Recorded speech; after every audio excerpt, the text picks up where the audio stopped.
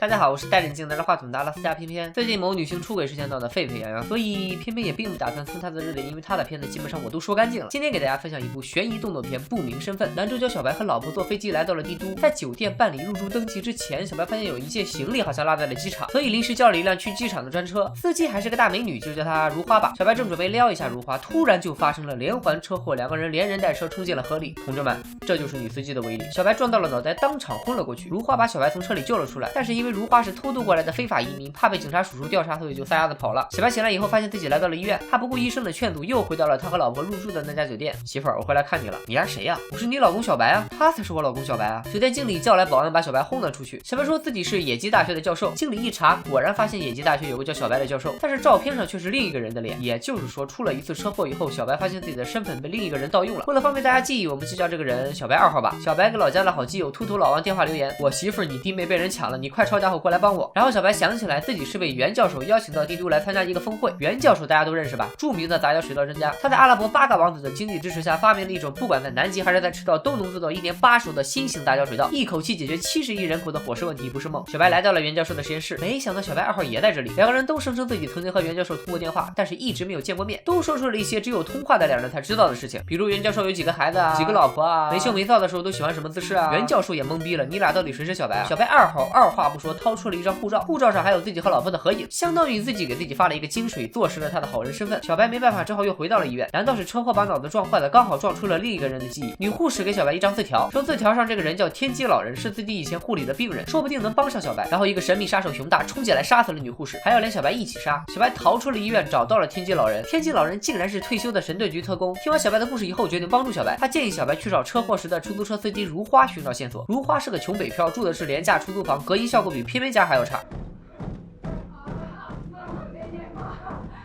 小白决定再撩一下如花，如花被撩得花枝招展，笑得像个孩子，让小白先去洗干净了再到床上来。谁知道就在小白洗白白的时候，如花家里冲进来2个神秘杀手熊大和熊2，在小白的掩护下，如花杀死了熊大，拿到了本场比赛的1血。第2天，小白趁自己老婆落单的时候找到了他，老婆说自己是被坏人威胁才说不认识小白的，还跟小白说他们俩来到酒店的时候有一件重要的行李落在了机场。小白又和如花去机场取行李，行李中的护照证明了小白确实是小白本人。另一边，天街老人也查到了有人蓄谋在这次峰会上暗杀8个王子。然后他接到了小白的好基友秃头老王的电话。秃头老王说自己听到了小白的电话留言，所以也从美国飞到了帝都，还说是小白让自己来找天机老人的。天机老人是江湖中的神算子，早就算出了这个秃头老王来自一个以暗杀为生的神秘门派九头蛇组织。为了不泄露小白的行踪，天机老人服毒自尽，死在了秃头老王的怀里。你是风我是沙，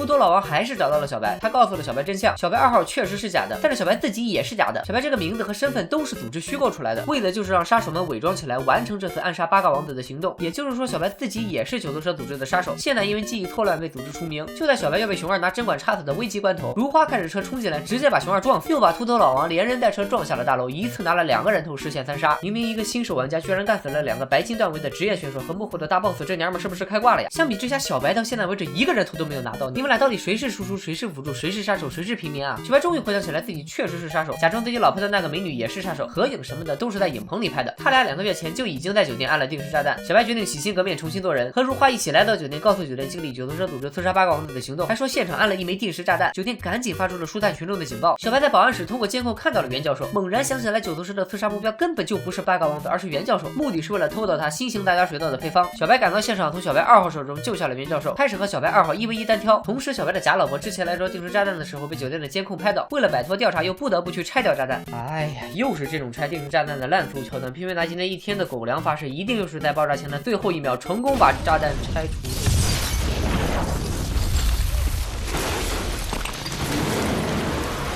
咱们接着说啊，爆炸的时候小白又撞了一下脑袋，结果这一撞反而让他恢复了所有记忆，也恢复了作为职业杀手的各种技能，3两下就插死了小白2号。峰会成功举办，8个王子和袁教授宣布新型大家水稻投入生产，小白则和如花隐姓埋名过上了没羞没臊的幸福生活。这部片子告诉我们，坏人只要失忆1次就可以无条件洗白，前提是他必须是男主角。还有玩刺客的时候大招没点，装备也没起来的时候，千万不要浪啊，一定要找一个像如花一样的神助攻再开团。拜了个拜。